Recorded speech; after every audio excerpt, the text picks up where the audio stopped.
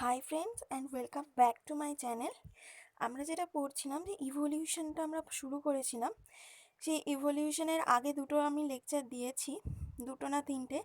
তোমরা প্লিজ আগে ভিজিট করে নিও, আমার একটা প্লেলিস্ট করা আছে, ওখানে পরপর সব লেকচারগুলো তোমরা পেয়ে যাবে। তো আমরা যেটা আগের দিন পড়েছিলাম যে ইভলিউশন চ্যাপ্টারটার আমি একটা ওভারভিউ দিয়ে দিচ্ছি যে আমরা এতক্ষণ ধরে কি কি পড়ে এসছি। ঠিক আছে, ইভলিউশন মানে আমরা কি বোঝাচ্ছি যে কোনো এই যে লাইফ ফর্ম হয়েছে পৃথিবীতে বা কোনো যত কিছু বলো, যে কোনো জীব জন্তু বা এখনকার যে মানুষ আছে মানব প্রজাতি, তারা আগে থেকে কিভাবে এলো, মানে প্রাচীনকাল থেকে কিভাবে বিবর্তন হতে হতে এই এখনকার প্রেজেন্ট ফর্মে এসে পৌঁছেছে। এই যে মানে একটা ক্রম মানে ক্রমশ যে স্টেপ পরপর পরপর চলতেই থাকছে, এই স্টাডিটাকে বলা হচ্ছে ইভলিউশন। ঠিক আছে, সেটা শুধুমাত্র মানুষের ক্ষেত্রেই নয়, যাদের যাদের প্রাণ আছে সবারই ক্ষেত্রেই সবসময় কোনো না কোনোভাবে ইভলিউশন হয়েছে, দেখা গেছে, সেটা যে কোনো গাছপালা পশু পাখি সব ক্ষেত্রেই হয়ে থাকে।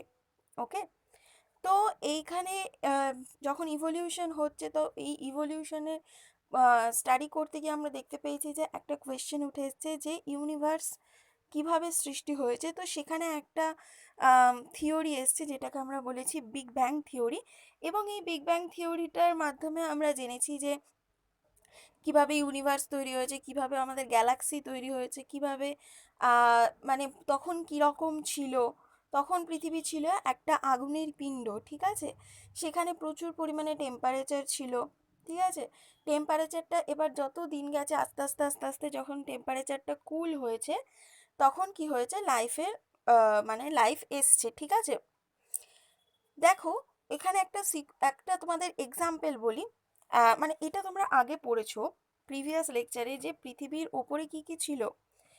মানে তখন যে অ্যাটমসফিয়ারটা ছিল সেটা ছিল রিডিউসিং অ্যাটমসফিয়ার।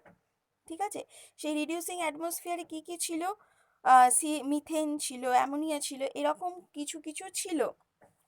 ঠিক আছে, এছাড়া ছিল ওয়াটার ভেপার ছিল, এছাড়া আরও অন্যান্য অনেক গ্যাসিয়াস কন্টেন্ট পাওয়া গেছে। ঠিক আছে, তো এবার কি হয়েছে যে যখন পৃথিবী আস্তে আস্তে কুল ডাউন হয়েছে, কি দেখা গেছে যে এই ওয়াটার ভেপার থেকে হয়েছে তোমার মানে ওয়াটার ভেপারটা হচ্ছে যে তোমার বৃষ্টিপাত হয়ে পৃথিবীতে নেমে এসছে। ঠিক আছে, এবার পৃথিবীর মানে সারফেসে দেখা গেছে যে অনেক বড় বড় গর্ত ছিল। সেই গর্তগুলোতে যখন সেই বৃষ্টির জল পড়েছে, তো তখন সেটা হচ্ছে যে বিভিন্ন রকমের সাগর মহাসাগর এরকম ক্রিয়েট করেছে। ঠিক আছে, এবার হচ্ছে যে এইটা নিয়েও মতবিরোধ ছিল। তারপরে হচ্ছে যে আহ, ঠিক আছে, সেটা নয়তো মানলাম যে এইভাবে পৃথিবী তৈরি হয়েছে, কিন্তু প্রথম যে মানে লাইফ, সেটা কিভাবে এলো। এবার তখন দেখা গেছে যে অনেকে অনেক রকম কথা বলেছে, সেখানে আমরা পড়েছি স্পন্টেনিয়াস জেনারেশন, নন স্পন্টেনিয়াস জেনারেশন পড়েছি, লুই পাস্তুরের এক্সপেরিমেন্ট পড়েছি, ইউরে মুলারের এক্সপেরিমেন্ট পড়েছি। তো এই সব এক্সপেরিমেন্টের মাধ্যমে হচ্ছে আমরা এই পুরো মানে এতটা পর্যন্ত দেখে এসেছি। এখানটায় আমাদের লাস্ট প্যারাটা যেটা আগের দিন বলা হয়নি, যেটা বাকি আছে আমাদের, সেটা বলছে যে we have no idea about how the first self replicating metabolic capsule of life arose. মানে আমরা এই যে বলছি, এই যে বিগ ব্যাং থিওরিতে এটা হয়েছে, এটা হয়েছে, এটা হয়েছে, এই মিলার তার এক্সপেরিমেন্টে এটা এটা বলেছে, এগুলো কিন্তু সবই হচ্ছে একটা আনুমানিক। মানে তখন কিন্তু আমরা কোনো তথ্য বা প্রমাণ সেরকমভাবে পাইনি যে হ্যাঁ এইভাবেই হয়েছে। ঠিক আছে, এটা শুধুমাত্র আমরা একটা কল্পনা করছি, সেটাকে আমরা একটা এক্সপেরিমেন্ট করছি যে হ্যাঁ হয়তো এরমভাবে হতে পারে, কিন্তু এইটাই যে হয়েছে এরকমভাবে জোর দিয়ে কেউ বলতে পারবে না। ঠিক আছে, সেটাই বলছে যে আমাদের কোনো সঠিকভাবে ধারণা নেই যে আমরা যে এই যে সেলফ রেপ্লিকেটিং যে সেলগুলো হয়েছে সেগুলো কিভাবে তৈরি হয়েছে। তারপর দেখো কি বলছে, the first non cellular forms of life could have originate 3 billion years ago. মানে কি বলতে চাইছে যে নন সেলুলার ফর্মস অফ লাইফ যেটা মানে যেটা নন সেলুলার ছিল সেইটা হচ্ছে 3 বিলিয়ন ইয়ার্স এগোতে তৈরি হয়েছে। দেখো প্রথমে হয়েছে যে আমাদের হচ্ছে এই যে আগের দিন যেটা পড়িয়েছিলাম না সেটা হচ্ছে যে তোমার কেমিক্যাল ইভলিউশন হয়েছে ওই রকমভাবে, মানে আগে কোনো লাইফ ছিল না। তারপরে হচ্ছে যে বিভিন্ন রকমের এই যে কেমিক্যাল যেগুলো ছিল যেমন মিথেন অ্যামোনিয়া এই সব হচ্ছে মিলিয়ে মিলে, যেমন তোমরা দেখেছো মিলারের এক্সপেরিমেন্ট, আমি আবার আজকে লাস্টে বলে দেবো একবার। তো সেটাই বলছে যে নন সেলুলার ফর্ম যেটা সেইটা হচ্ছে যে 3 বিলিয়ন ইয়ার্স আগে তৈরি হয়েছিল। তারপর দেখো কি বলছে, they would have been giant molecules RNA protein polysaccharide. কারণ হচ্ছে যে তখন এখনকার মতো কোষ ছিল না, ঠিক আছে? দেখো একটাও যদি সেল তৈরি হয় তো তখন আমরা বলবো যে হ্যাঁ লাইফ এসছে, কিন্তু তখন ছিল নন সেলুলার মলিকিউল, মানে আলাদা আলাদাভাবে সব কিছু ছিল। তখন হচ্ছে কেমিক্যাল ইভলিউশন হচ্ছে, কেমিক্যাল ইভলিউশন হয়ে সব জিনিসগুলো আলাদা আলাদাভাবে তৈরি হচ্ছে, আলাদা আলাদাভাবে polysaccharide sugar amino acids, amino acid তৈরি হয়েছে, অ্যামাইনো অ্যাসিড আলাদা আলাদাভাবে যোগ হয়ে প্রোটিন তৈরি হচ্ছে। তো এগুলো ছিল জায়ান্ট মলিকিউল হিসেবে তখন ছিল এনভায়রনমেন্টে, আরএনএ প্রোটিন পলিস্যাকারাইড এইগুলো। This capsules reproduce their molecules perhaps, মানে এরা হয়তো তখন রিপ্রোডিউস নিজেরাও করতে পারতো।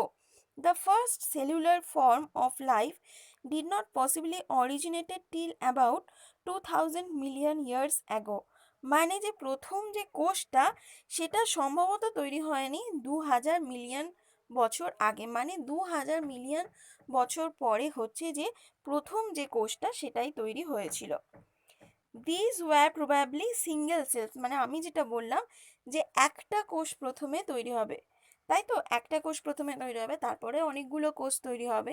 তো একটা কোষেও একটাও যদি সেল তোমার তৈরি হয় তো সেটাকে আমরা বলবো যে হ্যাঁ জীবের সঞ্চার হয়েছে। কিন্তু যদি সেল না তৈরি হয়ে কোনো নন সেলুলার ফর্ম তৈরি হয়ে যায় তখন কিন্তু আমরা বলতে পারবো না যে সেল তৈরি হয়েছে। সেটাই বললো এতক্ষণ ধরে যে নন সেলুলার যে ফর্মটা ছিল সেটা কিন্তু 3 বিলিয়ন ইয়ার্স আগে তৈরি হয়ে গেছে, কিন্তু যে সিঙ্গেল সেলটা ছিল সেটা কিন্তু 2000 মিলিয়ন বছর আগে তৈরি হয়েছে। ওকে, নেক্সট কি বলছে, all life forms were in water environment only. এই যে প্রথম যে লাইফের সঞ্চারটা হয়েছিল সেটা কিন্তু অ্যাকোয়াটিক এনভায়রনমেন্টে হয়েছিল, জলের মধ্যে। This version of a biogenesis, that is the first form of life, arose slowly through evolutionary forces from non-living molecule is accepted by majority। মানে এইখানেই বলছে যে বায়োজেনেসিসের একটা থিওরিটা অনেকে অ্যাকসেপ্ট করেছিল, কারণ হচ্ছে যে একটা নন লিভিং মলিকিউল থেকে হচ্ছে এই লিভিং মলিকিউলটা তৈরি হয়েছে এবং যেটা আস্তে আস্তে স্লোলি হচ্ছে আমাদের ইভলিউশনের মাধ্যমে এগিয়ে যাচ্ছে। However, once formed, how the first cellular forms of life could have evolved into complex biodiversity of today is the fascinating story that will be discussed below।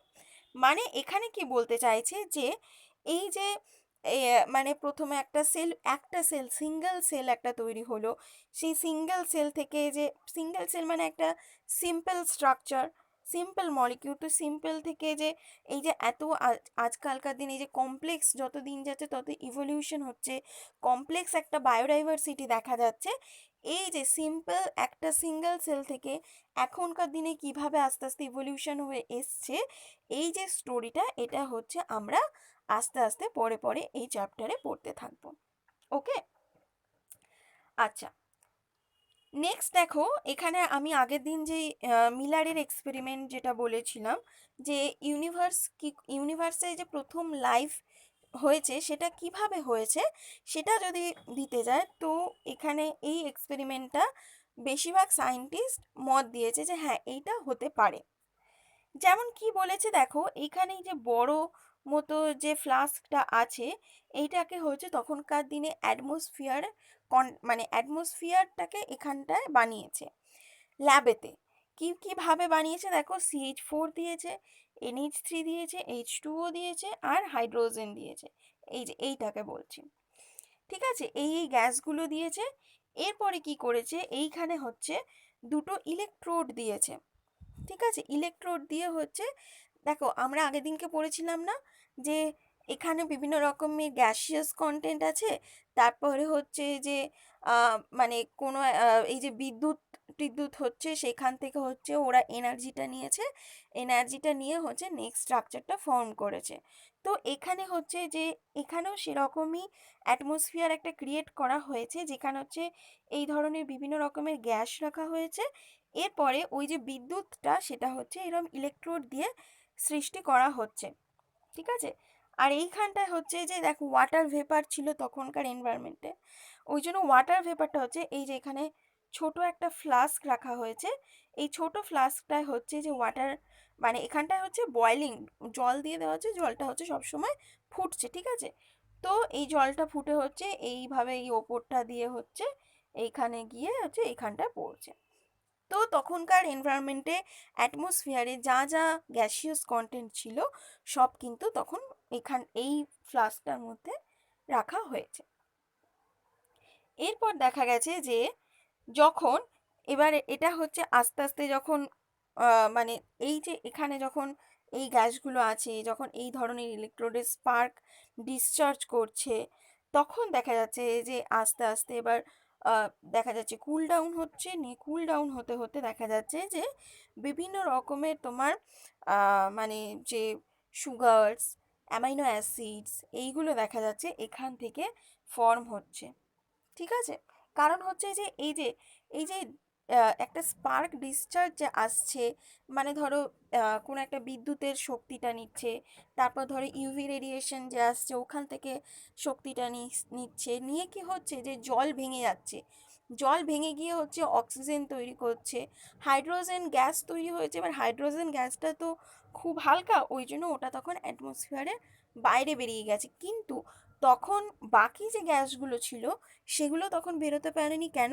কারণ হচ্ছে তখন গ্র্যাভিটেশনাল ফোর্স কাজ করেছে, ঠিক আছে, ওই জন্য এগুলো বেরোতে পারেনি। হাইড্রোজেন গ্যাসটা কিন্তু বেরিয়ে চলে গেছে। যদি কোয়েশ্চেন আসে যে তখনকার যে প্রিমিটিভ যে অ্যাটমসফিয়ারটা ছিল সেখানে কি ফ্রি অক্সিজেন পাওয়া যেত? না, কখনোই তখনকার দিনে ফ্রি অক্সিজেন ছিল না।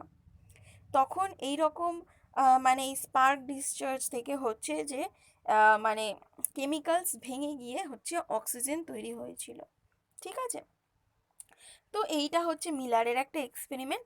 এটা তোমরা পড়ে, মানে আগের দিনকে আমি পড়েছি, এইটা জাস্ট ছবিটা বলা হয়নি বলে আমি ছবিটা বলে দিলাম। ডিটেলস এক্সপেরিমেন্টটা আগের দিন বলা আছে প্রিভিয়াস ভিডিওতে, তো তোমরা ওটা একবার ভিজিট করে নিও। এখানটা একটা নোটস আমি করে রেখেছি যে কিভাবে সিকোয়েন্সিয়ালি পরপর জিনিসগুলো এসছে। দেখো প্রথমে ছিল এমনি নর্মাল অ্যাটম ছিল, সেই অ্যাটম থেকে কি হলো, প্রথমে ইনঅর্গ্যানিক মলিকিউলগুলো তৈরি হয়েছে। ইনঅর্গ্যানিক মলিকিউলগুলো তৈরি হওয়ার পরে হয়েছে যে প্রথমে অর্গ্যানিক মলিকিউল হয়েছে, অর্গ্যানিক মলিকিউল তৈরি হয়ে তারপরে হয়েছে কমপ্লেক্স অর্গ্যানিক। প্রথমে হয়েছে সিম্পল অর্গ্যানিক মলিকিউল, তারপরে হয়েছে কমপ্লেক্স অর্গ্যানিক মলিকিউল। নেক্সট স্টেপে হয়েছে যে একটা হচ্ছে এই অর্গ্যানিক মলিকিউল যেগুলো ছিল এগুলো হচ্ছে সব একসাথে হয়ে গিয়ে একটা বড় স্ট্রাকচার তৈরি করেছে, যেটাকে আমরা বলছি কোয়াসার্ভেটস। এটাকে বলছি মেনলি হচ্ছে এটা নন সেলুলার ফর্ম। দেখো লেখা আছে কোয়াসার্ভেটটা কি, aggregate of large organic molecules capable of growth and divisions. মানে এই যে কোয়াসার্ভেটটা ছিল, কোয়াসার্ভেটটা কিন্তু মানে ডিভিশন করতে পারতো, ঠিক আছে। ও হচ্ছে পরপর পরপর পরপর মলিকিউল, যে কমপ্লেক্স অর্গানিক মলিকিউল ছিল সেগুলো হচ্ছে সব যোগ করে নিল, যোগ করে একটা বড় স্ট্রাকচার হয়ে গেল। এবার যখন অনেকটা বড় হয়ে গেল তখন হচ্ছে ও ডিভিশন হয়ে গেল। তো এইটাকে বলছে কোয়াসার্ভেটস, এটা ছিল নন সেলুলার ফর্ম, ঠিক আছে। নেক্সট আসছে যে প্রোটোবায়ন্টস। প্রোটোবায়ন্টসটা হচ্ছে সেলুলার ফর্ম। এবার প্রোটোবায়ন্টস থেকে হচ্ছে নিউক্লিক অ্যাসিড তৈরি হয়েছে, ঠিক আছে।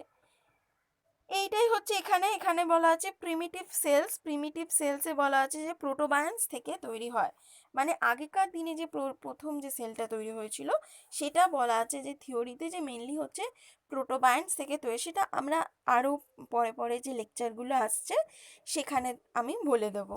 ঠিক আছে? তো এইখানে এই যে সিকোয়েন্সটা, এই সিকোয়েন্সটা একটু বলে রাখলাম। তো আজকে ভিডিওটা এই পর্যন্তই থাক। নেক্সট প্যারাটা শুরু করব, যেখানে আছে evolution of life forms A theory. এইটা আমি শুরু করব। তো তোমাদের ভিডিওটাও যদি ভালো লাগে অবশ্যই লাইক করে দিও, সাবস্ক্রাইব করে দিও চ্যানেলটা। আর যে বন্ধুরা হচ্ছে নিট অ্যাসপিরেন্টস বা 11-12-এ পড়ছে তাদের কাছে কিন্তু অবশ্যই চ্যানেলটার লিংক শেয়ার করে দিও। ওকে, থ্যাংক ইউ।